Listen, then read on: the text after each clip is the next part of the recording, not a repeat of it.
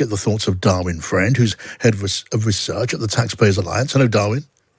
Hi, John. Thanks for having me on the show. You're welcome to the show. And Greg Thwaites, who's research director at the Resolution Foundation. Hello, Greg. Hello there. Hi. Can I just ask you first, both of you, to just set out your thoughts on this idea of getting rid of national insurance, or maybe merging it with income tax? What are you thinking, Darwin? Well, I certainly think since the Chancellor this morning has kind of rode back a little bit from the abolition comments he made yesterday into talking about merging it with income tax, certainly makes sense. What I would say is we have an extremely complex tax system as it currently stands, with one of the longest tax codes in the entire world. And so I think actually if you were to merge national insurance with income tax, that's going to make the tax code a lot simpler, firstly, and then that's going to reduce compliance costs on small businesses, which could then potentially pass those savings onto their employees through wages. Right. Greg Thwaites, what's your take? So I think there are certainly benefits to merging income tax and national insurance. And in particular, there's no good reason for the system to be the way it is now. But that said, you can't scrap national insurance without increasing other taxes or cutting spending.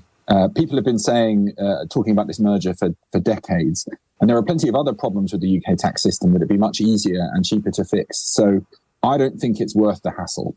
Interesting. I mean, Darwin, there's certainly been no suggestion of scrapping national insurance and then just foregoing the revenue. I mean, tens of billions of pounds, in which case we'd be talking about a tax reform, not necessarily a tax cut. I mean, does that have anything like the same sort of appeal to the voting public if we're talking about simplifying the tax code, Darwin? Well, I certainly think it does mean a lot for the public, because it means simplifying the tax system. And as I said, that could mean lower costs for employers, which could then mean passing those costs onto their employees. But I also think it's frankly a fairness argument as well. At the minute, we've got two forms of national insurance contributions being paid for a standard employee. That's the employee contribution, which, as the Chancellor announced, is falling to 8% in April.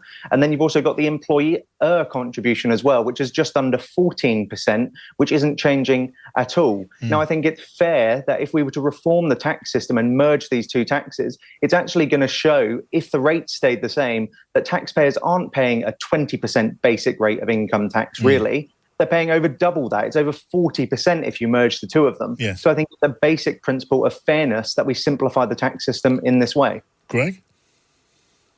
It would certainly be more transparent to merge the system, yes. But I think the government's going to have so many different things to do over the next few years to do with taxes and spending that this really wouldn't make it to the top of my list. Think of all the things that would need to change. National insurance is assessed weekly, income tax is assessed annually.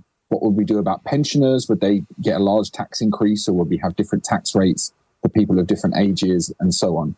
There are also international treaty obligations, believe it or not. There are still some contributory benefits that people receive on the basis of national insurance. Your state pension, for example, is one of those. You need to have a certain number of years of qualification.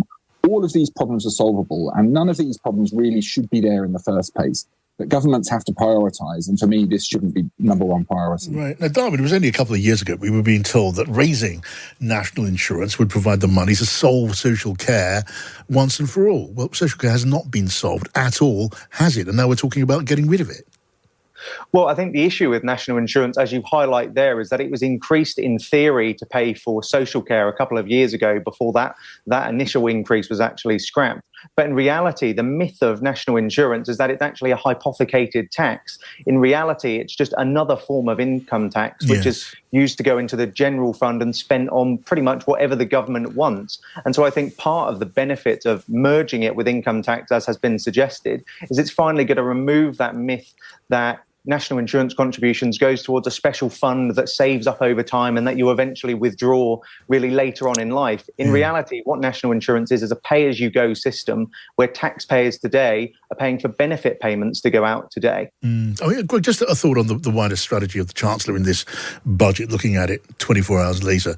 I mean, is it possible to do what he says he wants to do, which is to save £20 billion on public services and raise productivity and improve those services? I mean, that would be a wonderful magic trick, but it's something every government promises, and sometimes several times in the course of a parliament.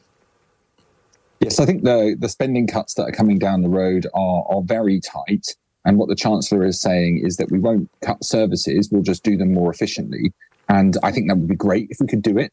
But you can't just say you're going to do it and then it happens. And until we get some concrete plans for how these public service cuts are going to be delivered, they don't seem credible to me. And that's why I think we're in the middle of a tax sandwich. We had tax increases last year, got a bit of a cut this year. We've got more tax increases to come after the election, whoever wins. Yeah, Darwin, I knew you're a very strong advocate for greater efficiency in our public services, so you would have liked some of what you heard from the Chancellor. But do you believe it will happen, whether there is a Tory or Labour government after the election?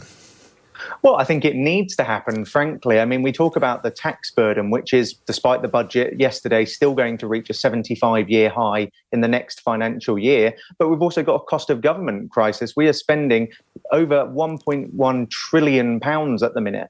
And that needs to be reined back in a little bit, at least, just so that then taxpayers can really make sure that they're getting efficiency for the services that they're being provided with. I mean, the Chancellor announced some positive things yesterday, especially in terms of using AI and NHS productivity. And I think we need to see more things such as that, so that then taxpayers are getting more bang for their buck than they're currently receiving. All right. Good to get your thoughts, Darwin. Thank you. Darwin Friend there at the Taxpayers Alliance. And thanks to Greg Thwaites from the Resolution Foundation.